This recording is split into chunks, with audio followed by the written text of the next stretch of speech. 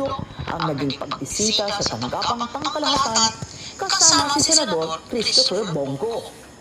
Nagtungo sila sa Central Office ng Iglesia ni Cristo para personal na bumati sa nalalapit na kaarawan ng kapatid na Eduardo Manalo.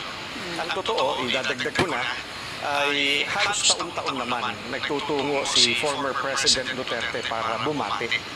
Kayma, ipinaubaya na ng INC kay dating Pangulong Duterte ang pagtugon sa pagdadawit dito ni dating Police Colonel Roy Garma nang sabihin na nagpahanap siya ng isang police official na miyembro ng INC para mangasiwa sa war on drugs ng kanyang administrasyon.